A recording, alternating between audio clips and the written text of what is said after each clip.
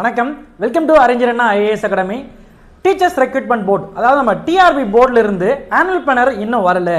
ஏன் டிஎன்பிசியில் annual பிளானர்லாம் release பண்ணிட்டாங்க, நம்ம போர்டு மட்டும் ஏன் ரிலீஸ் பண்ணல அப்படின்னு சொல்லிட்டு பல மாணவர்கள் பார்த்தீங்கன்னா தொடர்ச்சியாக கேட்டுருக்கீங்க. எது மாதிரி விஷயம்லாம் கேட்குறீங்கன்னா, சார் நமக்கு ஆனுவல் பிளானர் வந்து எப்போ வரும், எது மாதிரி நோட்டிஃபிகேஷன்ஸ்லாம் எதிர்பார்க்கலாம், ஃபஸ்ட்டு எந்த நோட்டிஃபிகேஷன் சார் ஃபஸ்ட்டு வரும், அது மட்டும் இல்லாமல் நம்ம டெட் எக்ஸாம் எழுதணும், டெட் எக்ஸாம் எழுதுறதுக்கான ரிசல்ட்ஸ் பார்த்தீங்கன்னா வந்து எப்போ வரும் சார், ரிசல்ட் வந்தாலும் இப்போ நமக்கு எந்த எக்ஸாம் சார் ஃபஸ்ட்டு வந்துடும், பிஓ எக்ஸாம் ஃபஸ்ட்டு வருமா இல்லை எஸ்ஜிடி எக்ஸாம் வந்து ஃபஸ்ட்டு வருமா அப்படி சொல்லிட்டு பல மாணவர்கள் பார்த்தீங்கன்னா வந்து தொடர்ச்சியாக வந்து கேட்டுருக்கீங்க. அது உங்களுக்கான ஒரு நம்மக்கிட்ட கேட்ட மாணவர்களுக்கான ஒரு முழுமையான ஒரு விளக்கம் கொடுக்குற மாதிரி தான் இந்த வீடியோ பார்த்தீங்கன்னா வந்து இருக்கும் போது, ஃபர்ஸ்ட் நம்ம டீச்சர்ஸ் ரெக்ரூட்மெண்ட் போர்டில் வந்து ஆண்டுதோறும் பார்த்தீங்கன்னா வந்து நமக்கு இந்த மாதிரி ஒரு அட்டவணை வந்து கொடுத்துறாங்க. இது பார்த்தீங்கன்னா வந்து லாஸ்ட் இயர் நடந்த எக்ஸாம்ஸ்க்கான அட்டவணை, அதாவது 2025 என்னென்ன தேர்வுகள் நடந்துச்சு அப்படின்னு ஒரு செக்மெண்ட்டு. இதே போல் பார்த்தீங்கன்னா ஆண்டுதோறும் வந்து வெளியிடப்படும். மாணவர்கள் கேட்டால் இந்த ஆண்டுக்கு என்ன சார் அட்டவணை இன்னும் வெளியிடலையே அப்படின்னு சொல்லிட்டு கேட்குறீங்க. அது ப்ராசஸ் போயிட்டுருக்கு. மாணவர்கள் பார்த்தீங்கன்னா வந்து நீங்கள் கேட்குற மாணவர்கள் சரி, ஃபோன் பண்ணி சொல்லக்கூடிய மாணவர்களும் இன்னும் சில தினங்களில் வெளியிட்றாங்க அப்படின்னு சொல்லிட்டு இருக்காங்க. சார் ஆனுவல் பிளானர் எப்போ நமக்கு வந்து பார்த்தோன்னா கிடைக்கலாம் அப்படின்னு சொல்லிட்டு இருக்காங்க. ஒரு இயர் எண்டில் எப்பவுமே பார்த்தோன்னா வந்து ஆனுவல் பிளானர் வந்து கொடுத்துருவாங்க, எந்த போர்டும் பார்த்தோன்னா வந்து கொடுத்துருவாங்க அதிகபட்சமாக. ஏன்னா ஒரு சில பிரச்சனைகள்லாம் போயிட்டுருக்கு, நம்ம தொடர்ச்சியாக நம்ம பார்த்துட்டு தான் இருக்கோம். இதெல்லாம் பார்த்து எல்லா மாணவர்களையும் பார்த்தோன்னா வந்து புரிஞ்சுக்கொள்ளும், அவங்களுக்கு தேவையான விஷயங்களை கொடுத்து, அது இல்லாமல் ஒரு சில போர்டுகள் இருந்து நம்ம பணியாளை நியமிக்கிறதுக்கு என்னென்ன போஸ்டிங், எவ்வளோ போஸ்டிங் ஃபில் பண்ணோம் எல்லாமே கேட்டு வாங்கி ஒரு தெளிவான பிளான் கொடுக்கணும்னா கொஞ்சம் டைம் எடுக்குன்றதுக்காக நமக்கு பார்த்தோன்னா வந்து இந்த எண்டு, அதாவது டிசம்பர் மாதம் எண்டு அது இல்லை அப்படி தவறுச்சு அப்படின்னா நமக்கு வந்து பார்த்தோன்னா ஜனவரி 15க்குள் நமக்கான பார்த்தோன்னா ஆனுவல் பிளானர் பார்த்தோன்னா நம்ம கையில் கிடைச்சிடும். நமக்கு ஆனுவல் பிளானர் வந்தவுடனே அதில் முதல் எக்ஸாமாக எது இருக்கும் சார் அப்படின்னு சொல்லிட்டு பார்க்கும்போது நமக்கு இந்த தேர்வுகளில் ஓரளவுக்கு பார்த்தோன்னா பெரும்பான்மை தேர்வுகள் பார்த்தோன்னா வந்து இந்த அட்டவணையில் பார்த்தோன்னா வந்து நடந்து முடிஞ்சிச்சு. இருக்கிறதுலே தேர்வில் அடுத்து வரக்கூடிய தேர்வுகளாக, அதாவது வட்டாரங்கள் என்ன சொல்லுது அப்படின்னா ஃபஸ்ட்டு எக்ஸாம் என்ன இருக்க போகுதுன்னா பிஓ எக்ஸாம் அப்படின்ற ஒரு எக்ஸாம் தான் பார்த்தோன்னா உங்களுக்கு நடக்கிற மாதிரி இருக்குது. நம்ம அட்டவணை வந்து வெளியிட்டாலுமே அந்த அட்டவணையில் நடக்கக்கூடிய முதல் தேர்வு எதற்கு போகுதுன்னா பிளாக் எஜுகேஷன் ஆஃபீஸர், வட்டார கல்வி அலுவலர், அதுக்கான தேர்வு தான் பார்த்தோன்னா வந்து முதல்ல இருக்க போது. ஃபஸ்ட்டு தான் பிஓ எக்ஸாம் தான் நமக்கு ஃபஸ்ட்டு வந்து இருக்க போகுது. இந்த பிஓ எக்ஸாம் ஏற்கனவே பார்த்தோன்னா வந்து பல மாணவர்கள் வந்து தொடர்ச்சியாக படிச்சுட்டே இருக்கீங்க. சார் இது வந்து நம்ம படித்து முடிச்சிட முடியுமா, நம்ம வந்து ஏன்னா முதல்ல புரிஞ்சுக்கிங்க, இந்த பிஓ எக்ஸாமை பொறுத்த வரைக்கும் பார்த்தோன்னா வந்து ஒரு 7 யூனிட், இது கொஞ்சம் டிகிரி ஸ்டாண்டர்ட் லெவல் எக்ஸாமு. இதுக்கான வேகன்சிஸ் வந்து எவ்வளோ இருக்கும் அப்படின்னு சொல்லிட்டு பார்க்கும்போது ஏற்கனவே ஒரு 51 வேகன்சி பார்த்தோன்னா வந்து அவங்க கொடுத்துருந்தாங்க. அதாவது லாஸ்ட் இயர் அட்டவணையில் கொடுக்கும்போது 51 வேகன்சி வந்து இருக்கும் அப்படின்னு சொல்லிட்டு கொடுத்துருந்தாங்க. சார் எவ்வளோ போஸ்டர் வந்து வரலாம் அப்படின்னு சொல்லிட்டு எதிர்பார்க்குறோம்னா மேக்ஸிமம் பார்த்தோன்னா இது ஒரு 51 தான் கொடுத்துருக்காங்க. இதிலிருந்து எல்லாம் ஒரு சிலர் நிறைய பேர் சொல்லும்போதுனா சார் 100 வேகன்சி வருமா, யாருமே பேசுகிறாங்க சார் 100 வேகன்சி வந்துருமா அப்படி சொல்லிட்டுலாம் கேட்குறீங்க.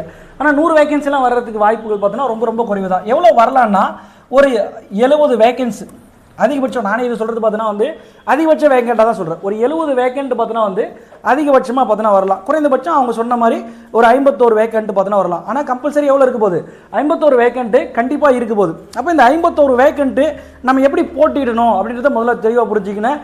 ஏன்னா இது நம்ம டெட் எக்ஸாம் மாதிரி பார்த்தோன்னா வந்து ஒரு குறிப்பிட்ட லெவல் மார்க் எடுத்தால் நம்ம பாஸ்ன்றது கிடையாது. நம்ம போட்டித் தேர்வு, அதாவது எழுதக்கூடிய மொத்த மாணவர்களே நம்ம அந்த ஒரு மதிப்பெண் கட் ஆஃப்குள்ளே போனால் மட்டும்தான் நமக்கு பார்த்தோன்னா ஜாப் கிடைக்கிற மாதிரி இருக்குது. ஏன்னா இந்த தேர்வுகளில் இன்றைக்கி வந்து விழிப்புணர்வு, அதாவது பழைய தேர்வுகளில் கொஞ்சம் விழிப்புணர்வு பார்த்தோன்னா கொஞ்சம் கம்மியாக இருந்துச்சு. ஆனால் இன்றைக்கி எவ்வளோ விழிப்புணர்வு இருக்குது, எவ்வளோ மாணவர்கள் இப்போ தொடர்ச்சியாக படிச்சுட்டு இருக்கீங்கன்னு சொல்லிட்டு எல்லாருமே பார்த்துட்டு இருக்கீங்க. அப்போ என்னென்னா இதுக்கான கட் ஆஃப் கொஞ்சம் கடந்த தேர்வுகளை விட இந்த தேர்வில் அதிகமாக தான் வரும். அதனால் இந்த எக்ஸாம் முதல்ல வரக்கூடிய தேர்வை எதிர்க்க போகுதுன்னா பிஎட், அதாவது ஒரு பிஎஸ்சி பிஎட் நம்ம எலிஜிபிள் இருந்தாலே ஆட்டோமேட்டிக்காக இந்த தேர்வுக்கு நம்ம எலிஜிபிளாக இருக்கலாம்.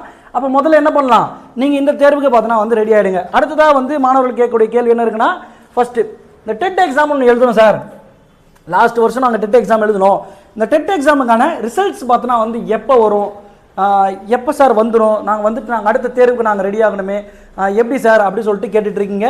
டெட் எக்ஸாம் டிசம்பர் மாதம் வெளியிடப்படும் அப்படி சொல்லிட்டு சொன்னாங்க.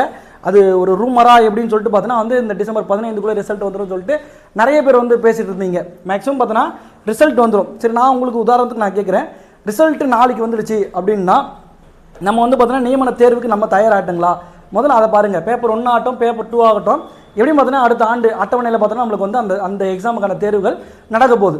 அப்போ அந்த தேர்வுகள் நடக்க போகுதுன்னா அந்த தேர்வுக்கு நம்ம எலிஜிபிள் ஆகிட்டோமா. ஏன்னா நான் உங்களுக்கு திருப்பி ஃபஸ்ட்டு சொன்ன ஒரே கதை தான், இந்த தேர்வுகள் டெட் எக்ஸாம் நம்ம எழுதும்போது ஒரு பார்டர், அதாவது ஒரு மாரத்தான் விளையாட்டில் வந்து கிரவுண்டில் விளையாடும் போது இந்த நேரத்துக்குள்ளே உள்ளே வந்துட்டா போதும் அப்படின்ற போது தான் இந்த கட் ஆஃப் வந்து பார்த்தோன்னா ப்ரிடிக்ட் பண்ணியிருக்காங்க. அதாவது 82 மார்க் எடுத்துட்டா பாஸ் அப்படின்னா நீங்கள் என்ன பண்ணணும், அந்த 82 மார்க் நீங்கள் ரீச் பண்ணிட்டா போதும், நீங்கள் அந்த இடத்துல எக்ஸாம் வந்து கிளியர். ஆனால் நமக்கு நியமன தேர்வுகள், அதாவது HCT ஆகட்டும் UGTRB ஆகட்டும் ரெண்டுமே ஆகட்டும், இது என்னென்னா அந்த போட்டி, அந்த எக்ஸாம் களத்தில் போட்டியாளர்களில் நம்ம எப்படி வந்து ரேங்க் முன்னாடி வரும், அதன் அடிப்படையில் தான் பார்த்தோன்னா வந்து நமக்கு பார்த்தோன்னா அந்த செக்மெண்ட் பார்த்தோன்னா அமைய போகுது. அப்போ அந்த மாதிரி அமைய போகுதுன்னா நம்ம தேர்வுக்கு ரெடி ஆகிட்டுமா? ஏன்னா நிறைய மாணவர்கள் பார்த்தோன்னா வந்து எப்போ வரும்னு சொல்லிட்டு கேட்டுட்டு இருக்க நேரத்தில் அவங்க வரும்னு சொல்லிட்டு தெளிவாக படிக்க ஆரம்பிச்சிட்டாங்க. ஏற்கனவே பழைய மாணவர்கள் 1 மார்க் 2 மார்க்கில் விட்ட மாணவர்கள் நிறைய பேர் இருக்காங்க, உங்கள் வட்டாரங்களே நிறைய பேர் இருப்பாங்க. அப்போ அந்த எக்ஸாமுக்கு எப்படி படிக்கணும், SCT எக்ஸாம்னா என்ன படிக்கணும், இந்த BO எக்ஸாமுக்கு எப்படி படிக்கணும், எந்த மாதிரி முறை படிக்கணுன்றதை உங்களுக்கு ஒரு வீடியோ, லாஸ்ட் வீடியோ நான் உங்களுக்கு வந்து போட்டிருப்போம். அந்த வீடியோ நீங்கள் பாருங்கள். SCTக்கு எப்படி படிக்கணும் அப்படின்ற விஷயத்தை நான் உங்களுக்கு யாரெல்லாம் இந்த SCT எக்ஸாம் எலிஜிபிள் சார், நாங்கள் எலிஜிபிளா அப்படின்னு சொல்லிட்டு நிறைய பேர் கேட்குறீங்க. அந்த SCT எக்ஸாமுக்கு யாரெல்லாம் எலிஜிபிள் அப்படின்ற ஒரு வீடியோவையும் நான் உங்களுக்கு தெளிவாக நான் உங்களுக்கு போட்டுறேன். அடுத்தது என்ன செய்ய வேண்டும், ஃபஸ்ட்டு சிம்பிளாக வந்து அடுத்தது நீங்கள் என்ன பண்ணணும், நோட்டிஃபிகேஷன் ஆனுவல் பிளானர் ரெடி ஆகிடுச்சு. நீங்கள் எந்த பக்கம் திரும்பினாலும் வந்தாலும் வந்து ஒரே ஒரு விஷயம் தான் சொல்லிட்டு இருப்பாங்க, ஆனுவல் பிளானர். அப்போ ஆனுவல் பிளானர் எப்படி இருந்தாலும் வரதா போகுது. அந்த எந்த எக்ஸாம் ஃபஸ்ட்டு வர போகுதுன்னா லாஸ்ட் வருஷம், அதாவது கடைசியாக வைக்கக்கூடிய ஒரு தேர்வுகளில் நமக்கு ஒரு பெண்டிங்காக இருந்த எக்ஸாம் எது பார்த்தீங்கன்னா வந்து இந்த BO black education officer notification பார்த்தீங்கன்னா நமக்கு பெண்டிங்காக இருக்குது. இன்றைக்கி ட்ரெண்ட்லையும் பார்த்தீங்கன்னா வந்து அந்த எக்ஸாம் தான் முதல்ல வரும்னு சொல்லிட்டு இருக்காங்க. அப்போ BO எக்ஸாமுக்கு தான் நம்ம என்ன பண்ணோம், முதல்ல ரெடி ஆகணும். எப்போ சார் நோட்டிஃபிகேஷன் வரும்னா எப்போ வேண்டாம் வரலாம், எப்போ வந்தாலுமே பார்த்தீங்கன்னா வந்து நமக்கு ஒரு 90 நாட்கள். சார் எல்லாருமே சொல்கிறாங்க ஏப்ரல் மாதம் எலெக்ஷன் இருக்குது, அதனால் வந்து எக்ஸாம் வந்து நடக்காது அப்படி சொல்லிட்டு சொல்கிறாங்களே சார், எப்படி சார் அப்படி சொல்லிட்டு கேட்குறீங்க. ஏப்ரல் சரி எலெக்ஷன் சொல்லிட்டு இருந்தாலும் மே மாதம் சும்மா தானே இருக்குது, ஜூன் மாதம் சும்மா தானே இருக்குது, ஜூலை கூட இருட்டுங்களே. இந்த BO எக்ஸாமுக்கான சிலபஸ் நம்ம பார்க்கும்போது ரொம்ப ஒரு பெரிய வைட்டேஜான சிலபஸ். அந்த சிலபஸ் நம்ம அவ்வளோ சீக்கிரமாக படிக்க முடியாது. இது ஒரு டிகிரி ஸ்டாண்டர்ட் லெவலில் சிலபஸாக இருக்கும். உங்களுக்கு அதை பற்றின ஒரு தெளிவான வீடியோ, எங்கேருந்து கேள்விகள் கேட்டிருக்காங்க, எப்படிலாம் கேள்விகள் கேட்டிருக்காங்க, இதுக்கு முன்னாடி எப்படி கேட்டிருக்காங்க, தமிழ் கேள்விகள் எப்படி கேட்டிருக்காங்க, எந்த பாடத்திட்டத்துக்கு நம்ம முதன்மை முக்கியத்துவம் கொடுக்கணும் அப்படின்ற விஷயம்லாம் உங்களுக்கு நான் தெளிவாக கொடுத்துருக்கேன்.